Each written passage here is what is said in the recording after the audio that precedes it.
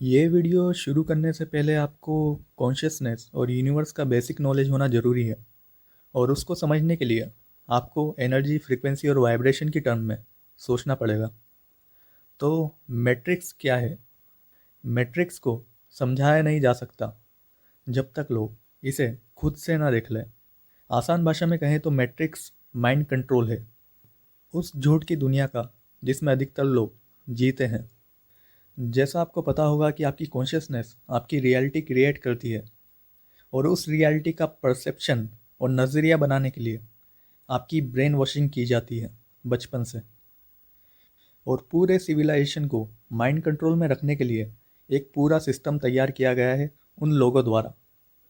इस सिस्टम में हमें इतना व्यस्त रखा जाता है कि हम अपनी ज़रूरतें, मजबूरी और लालच की दुनिया में गुलाम बना दिए जाते हैं, जहां हम अपनी फ्री विल को खो देते हैं। हम भूल जाते हैं कि हम असलियत में कौन हैं। हमारी सोच, हमारे फैसले, हमारी चॉइसेस को कंट्रोल और इन्फ्लुएंस किया जाता है बिना लोगों को भनक पड़े। तो मैट्रिक्स आपका ह्यूमन बॉडी से इस सिमुलेशन का कनेक्शन नहीं है, ये आपका असली रियलिटी और वास्तविकता से डिस्कनेक्शन है। ये लोगों का दुनिया को लेकर परसेप्शन है, नज़रिया है और कंट्रोल है, जिसमें वो इस सिस्टम को अपना कर बैठे हैं। आप मैट्रिक्स से तब डिस्कनेक्ट करने लगते हैं जब आप सच को अंदर से महसूस करने लगते हैं। आप इस झूठ की माइंड प्रोग्रामिंग को अनलर्न कर भुलाते हैं और चीज़ों को खुले दिमाग से सोचकर ढूंढते हैं, पहचानते हैं और रियलिटी का एहसास करने लगते हैं। तब आप मैट्रिक्स से डिस्कनेक्ट करने लगते हैं।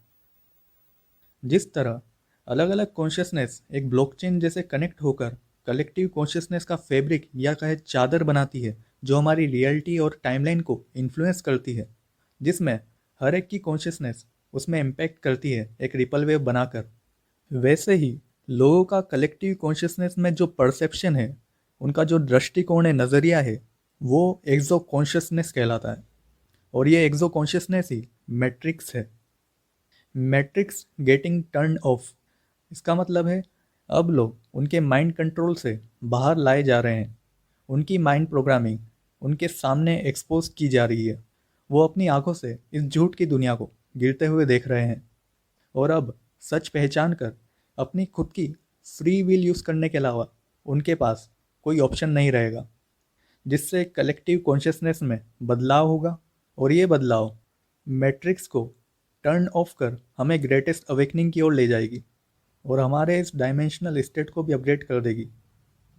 आप एक मल्टी डायमेंशनल बींग्स है, और ये डायमेंशंस कोई फिजिकल नहीं होते हैं। ये स्टेट ऑफ वाइब्रेशन होते हैं जिस पर कॉन्शियसनेस हमारी वाइब्रेट करती है। इन लोअर डायमेंशंस में आपकी सोच और कॉन्शियसनेस का मैनिफेस्टेशन और अट्रैक्शन वीक रहता है। लोअर डायमेंशन में चीज़ें डिस्कनेक्ट फील होती है और हम फिजिकल रियलिटी और टेम्पररी एग्जिस्टेंस से ज़्यादा कनेक्टेड महसूस करते हैं। जबकि रियलिटी ये है कि हम सब इमोर्टल स्पिरिचुअल बीइंग्स हैं, जो एक दूसरे से कनेक्टेड हैं एक ब्लॉकचेन की तरह। और हम सब की कॉन्शियसनेस, चॉइसेस, डिसीजन और हमारी फ्री विल इस रियलिटी को कंट्रोल करती है और इम्पैक्ट करती है, जिसको आप बटरफ्लाई इफेक्ट से समझ सकते हैं। अगर आप सोच रहे हैं कि मैट्रिक्स एक मशीन वाली दुनिया है जिसमें आप पोड में लेटे पड़े हैं, तो आप मैट्रिक्स में हैं। आपको अपनी रियलिटी का नेचर और यूनिवर्स को समझना होगा। उसके लिए आपको एनर्जी, फ्रीक्वेंसी और वाइब्रेशन की टर्म में सोचकर समझकर इसे एहसास करना होगा। भले ही आप दूसरों से अलग महसूस करते हो, पर हम सब एक दूसरे से कनेक्टेड हैं, एक हैं। और इस यूनिवर्स का हर क्रिएशन और लाइफ फॉर्म एक दूसरे से इंटरकनेक्टेड है। आपकी इमोर्टल स्पिरिट एक थॉट एनर्जी है जो मटेरियलिस्टिक नहीं है, जो क्रिएशन से पहले भी एग्जिस्ट करती थी। और ये क्रिएशन का पार्ट नहीं है, जबकि क्रिएशन इसका पार्ट है। इस इमोर्टल स्पिरिट ने या थॉट एनर्जी ने खुद को इंडिविजुअल फॉर्म में मैनिफेस्ट कर नए नए क्रिएशंस को मैनिफेस्ट किया। जैसे कि आप एक गेम बनाते हैं अपने खेलने के लिए, एक्सपीरियंस करने के लिए, उसी तरह आपने क्रिएशन को एक्सपीरियंस करने के लिए अपनी आईडी बनाई, जिसे आप आत्मा या सोल कहते हैं, जिसकी मेमोरी एग्जिस्ट करती है इथरिक फॉर्म में। तो आप एक शरीर नहीं, आप एक आत्मा है, सोल है। और वो आत्मा इमॉर्टल स्पिरिट का पार्ट है, जो अपने ही बनाए हुए इस गेम को एक्सपीरियंस करने के लिए इस सिमुलेशन में आई है। सिमुलेशन को मैं अपने हिसाब से 3 कैटेगरी में समझा हूँ। प्राइमरी जो सोर्स सिमुलेशन है वो स्पिरिचुअल है, जहाँ हम स्पिरिचुअल और इथेरिक फॉर्म में एग्जिस्ट करते हैं और क्रिएशन को एग्जिस्टेंस देकर उसे एक्सपीरियंस करते हैं। सेकेंडरी सिमुलेशन फिजिकल है, बायोलॉजिकल है, जो स्पिरिचुअल क्रिएशंस के मिक्सचर और कुछ सेटअप ऑफ रूल से बनाया हुआ है। ये फिजिकल सिमुलेशन स्पिरिचुअल सिमुलेशन के अंदर आता है। और इस बायोलॉजिकल सिमुलेशन में जिसमें हम हैं, इसमें थर्ड सिमुलेशन बनाया जा रहा है, वो है आर्टिफिशियल सिमुलेशन, जिसमें आर्टिफिशियल मेटावर्स जैसी चीज़ें आती हैं। आप अभी बायोलॉजिकल अवतार के अंदर है और आपकी सोल एक से अधिक बायोलॉजिकल अवतार मैनेज कर सकती है। अपने ऑफ प्लेनेट एक्सप्लोरेशन के लिए बायोलॉजिकल डॉल्स यूज़ की जाएगी, जैसे कि अवतार मूवी में बताया गया था। इस फिजिकल यूनिवर्स में कई डायमेंशंस है, जिसमें अलग अलग रियलिटी के एक्सपीरियंस है, स्टेट हैं। हमारा प्लेनेट अर्थ एक प्रिजन प्लेनेट रहा है हज़ारों सालों से। इसे सोल्स का डंपिंग ग्राउंड की तरह यूज़ किया गया है। हमारी ह्यूमन बॉडीज़ जेनेटिकली इंजीनियर्ड है। यहाँ पर जितने भी एनिमल है, ये भी एक जेनेटिक एक्सपेरिमेंट का पार्ट है। इस पूरे यूनिवर्स में हम अकेले नहीं हैं, कई एडवांस रेसेस हमसे पहले भी आकर जा चुकी है। पूरा यूनिवर्स इंटेलिजेंट लाइफ से भरा पड़ा है, यहाँ तक कि हमारा खुद का सोलर सिस्टम भी।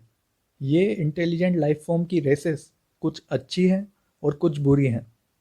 जैसा कि आप समझ चुके होंगे कि किसी भी अमर आत्मा को मारा नहीं जा सकता, पर उसे किसी एंडलेस लूप में फंसाकर कैद किया जा सकता है।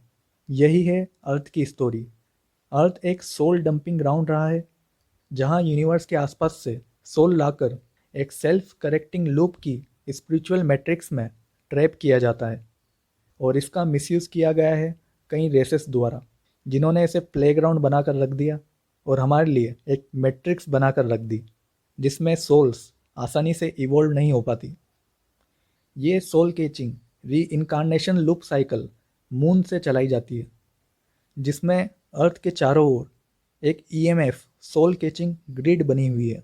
जो भी अनडेवलप्ड सोल अपनी फिजिकल लाइफ कंप्लीट कर लेती है, तो वो ग्रिड उसके माइंड प्रोग्रामिंग और बिलीफ्स को स्कैन कर एक 4D ड्रीम स्टेट वाली रियलिटी उसके सामने प्रोजेक्ट की जाती है, जिसमें उसको उसकी फैमिली, उसके करीबी, उसके धर्म अनुसार भगवान और स्वर्ग दिखाया जाता है और लाइट में ले जाया जाता है।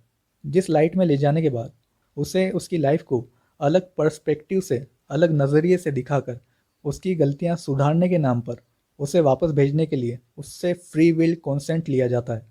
और जैसे ही वो कॉन्सेंट देता है अपना, इतना मैनिपुलेशन झेलने के बाद उसकी सोल मेमोरी वाइप कर दी जाती है और उसको अर्थ पर वापस भेज दिया जाता है, जहां वो सेम माइंड प्रोग्रामिंग के लूप में फंस कर इस प्रिजन प्लेनेट पर रीइंकारनेट होता रहता है। और जो भी इस गेम को समझ जाते हैं, वो कभी भी अपनी लाइफ कंप्लीट होने पर लाइट में नहीं जाते हैं और अपनी फ्री विल का यूज़ करके वो लाइट से दूर जाते हैं एक वॉइड की तरफ, तब तक जब तक वो अर्थ की सोल कैचिंग ग्रिड से बाहर ना निकल जाए। क्या आपने कभी कंप्यूटर गेम खेले हैं? क्या वो गेम आप अपनी गलतियों की सज़ा काटने के लिए खेलते हैं? क्या आप किसी ऐसे गेम में जिसमें आपकी लाइफ का कंट्रोल छुपाया जाता है, आपकी फ्री विल को कंट्रोल कर आपकी चॉइसेस, डिसीजन को मैनिपुलेट किया जाता है, फिर आपको किसी दूसरे पर्सपेक्टिव से चीज़ें दिखाकर कहा जाता है कि आप अपनी गलतियां सुधारो, तो आप इस गेम में ऐसा करोगे? या आप कहोगे कि ये तो एक गेम था, मेरी नज़र में उस वक्त जो मुझे सही लगा वो मैंने किया और मुझे इस गेम का कोई अफसोस नहीं है, क्योंकि हम सब इमॉर्टल स्पिरिट हैं। सेंट्रल सोलर सिस्टम की डोमेन रेस ने लगभग कुछ 600 से 1200 साल पहले अर्थ के आसपास जो ये सोल कैचिंग ग्रिड थी मार्स और मून पर, उसे अधिकतर हटा दिया था और कुछ ईएमएफ डिवाइस उनके लिए अनडिटेक्टेड रह गए थे या छोड़ दिए गए थे, जिनका सोल वाइब्रेशन लो था, उन्हें एक सेल्फ करेक्टिंग लूप में इवोल्व करने के लिए। इन सोल कैचिंग एमनेजिया ग्रिड के हटने की वजह से ही कई लोग अपनी मेमोरी रिकॉल करने लगे हैं और वापस इवोल्यूशन की तरफ जाने लगे हैं, और इसी वजह से हमने इतना टेक्नोलॉजिकल एडवांसमेंट देखा है। तो ये सब अर्थ की स्टोरी आपको माननी है या नहीं माननी है, ये आपके ऊपर है, ये आपकी फ्री विल के ऊपर है। Free will is everything. पूरे यूनिवर्स में चाहे आप किसी भी सिमुलेशन में हो, चाहे वो स्पिरिचुअल हो, बायोलॉजिकल हो या आर्टिफिशियल हो, एक सोल की फ्री विल हमेशा उसके साथ रहेगी। आप अपनी फ्री विल से जब चाहें उस सिमुलेशन का एक्सपीरियंस बदल सकते हैं। चाहे आप कितने भी सिमुलेशन वाली मैट्रिक्स इनसाइड मैट्रिक्स में हो, पर आप अपनी फ्री विल का इस्तेमाल कर प्राइमरी सिमुलेशन फॉर्म से कनेक्ट कर सकते हैं, उसमें जा सकते हैं और खुद क्रिएशन का पार्ट बन सकते हैं, या क्रिएशन को एक्सपीरियंस कर सकते हैं, या फिर प्राइमरी सोर्स में डिसॉल्व हो सकते हैं।